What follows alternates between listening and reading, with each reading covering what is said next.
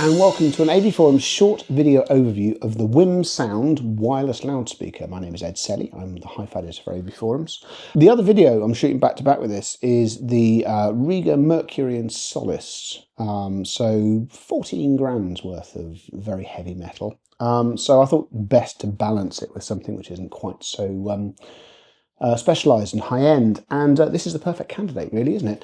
What is the WiiM Sound? Well, it's not a secret. We've known about its existence for quite a lot of 2025. It first appeared at the Munich show. It is a self-contained wireless streaming loudspeaker that uses the WiiM front end. And that's got to be seen as a good thing, really, isn't it? At its core, as I say, you get the same basic streaming hardware as you'll find in any of the streamers, with the exception of the Pro Plus, which seems a bit of an outlier. And that means PCM to 24192. If you send DSD to it, it'll handle it. It simply won't play it as DSD. Streaming service support for days. Pretty much everything except Apple Music is there. And it's backed up by WiiM's Room Fit, which I've recorded as a screen recording, literally from start to finish, because it takes just over a minute to ask the speaker to examine its surroundings and adjust its output to suit where it is. It's all very clever, and I think not only is it very clever, whilst I've bitched and moaned repeatedly about I'm not as big a fan of how the WiiM app lays out albums to browse through as some key rivals, it's unconditionally stable. It sets itself up in, even allowing for this taking doing a firmware update when it first came out the box, I was up and running in 3 minutes. It's just vicelessly good. They've combined that with 100 watts of onboard amplification, 50 watts of which heads to a 4-inch mid-bass driver, 25 watts a piece to a pair of 1-inch soft dome tweeters. Mid-bass driver is made out of doped paper. It's a very classic combination. There's no wizardry here. And do you know what? I think the product is the better for it. The levels of output are, I would describe, more than sufficient. Generally speaking, in this house, a name Muso QB2 is on hand to make noise in the kitchen. I would not describe the 50% cheaper WiiM as being in any way at a noise deficit to the name, and because of Room Fit, it actually deals with being on a kitchen sideboard better, because it can sort of deal with the large hollow space underneath it and doesn't turn it into a sort of large passive subwoofer. All very clever. There is a problem, and it's a problem that's been affecting various WiiM products for some time now. There's no AirPlay. Now, on the amplifiers and the streamers, I think that's an annoyance, but not the end of the world. On a product like this, I think it is a problem.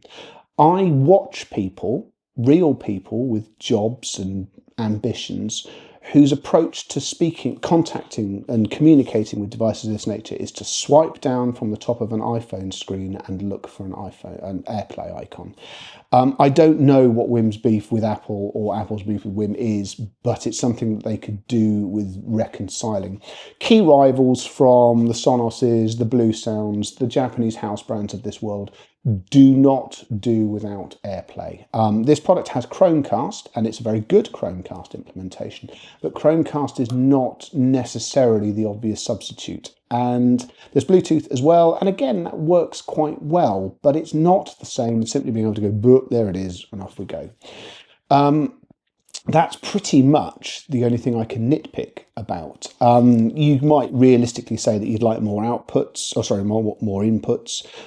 There is Bluetooth as mentioned, and there's a single 3.5mm analog input, but I genuinely don't know who uses those these days. If you do, please feel free to make yourself known in the comments, and we'll work out what it is you're doing with it.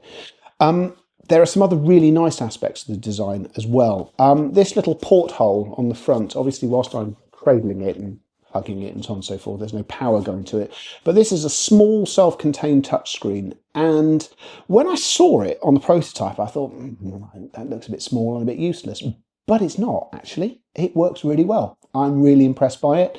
Being able to just make some quick adjustments on the unit itself is really very handy indeed.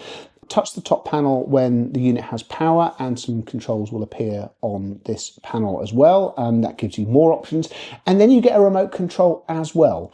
This is a bit of a different take from Whim because it's not significantly cheaper than some of the products that it's sort of pitched against. In fact, in some cases, it's not cheaper at all. But you get some bells and whistles included that those products do not.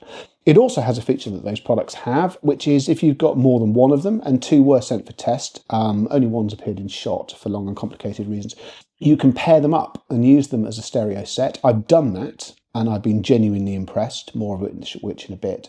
But you can also do certain different things as well. You can both have them linked in the same room, but playing as just a stereo object each, just to fill a larger room up. So you don't just have to have them running as a stereo pair, which I think is a neat touch.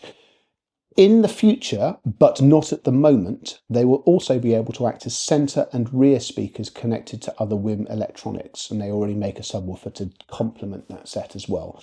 There are plenty of clever little ways to use the sound, which is going to increase its appeal. It comes imaginatively enough in white and black. As you can tell from my extremely vivid jumper, I feel that really an exciting colour would be nice as well, but all signs point to the fact that actually I'm in a minority. It doesn't sell, so maybe they could be adventurous and have a grey one, I don't know. Fit and finish is, well, it's excellent really. This is a hefty little thing, extremely well made. Even when you're giving it the beans, there's no unwanted vibration or unhappy noises coming from it. It's just very, very good, and it sounds really, really good as well. As I say, compared to the resident name QB2, it stood in for that. Does the name can sound a little bit more dynamic and punchy when you put Qobuz through it. But then equally, when you put low bitrate internet radio through it, it sounds very unhappy indeed. The Whim trades off perhaps that last ounce of detail and attack and bite, but you can stick grotty, Mars telemetry style internet radio stations through it, and it still sounds pretty damn good. It's a pleasure to set the presets up, scroll through it, so different members of the household can have different stations and they can access them very easily. And in some ways, we kind of expected it would sound pretty good. And it really doesn't let the side down. It sounds genuinely excellent. Where it has really sprung a surprise for me is used as a stereo pair. I still don't know how many people choose to do that, spend £600 and just have them as that, bearing in mind that connecting a television isn't particularly easy, and there's other limitations to it as well. Nevertheless, just sat here listening to a stereo pair of them, they're bloody marvellous. Really, really very entertaining, really very, very, very good to sort of listen to. Helped again by room fit. They can work out their surroundings. They can, I believe, make some understanding of where they are relative to each other. And that sort of helps what they're doing as well. It's just a sort of effortless competence that Whim's been building on for the last 2 years, and these products are just another fine example of that. I feel that this is, as I say, a slightly different proposition to the Whim amps, the Whim streamers. There's not so much the level of price saving here. This product goes in at roughly the same price point. You get a little bit more for your money, but it's not the same clear cut, bloody hell, they're doing that at that price. Nevertheless, the trade-off for that is just a level of competence, capability, and just general satisfaction of ownership that I think is going to do very well for it. There's another little detail as well.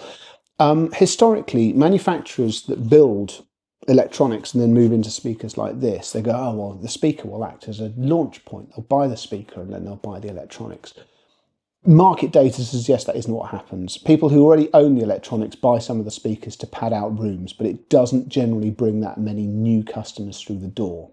Whim's electronics are a bit different. They're sufficiently affordable and sufficiently close in terms of how they operate and behave and function through the same app that I genuinely think the company is in with a shout of bringing new people to their wider ecosystem with this speaker. I wait to be proved entirely wrong by that, but I have an inkling that this will actually break the pattern ever so slightly. Even if it doesn't, if you are simply looking for something to augment your existing collection of Whim items, mate, it's brilliant.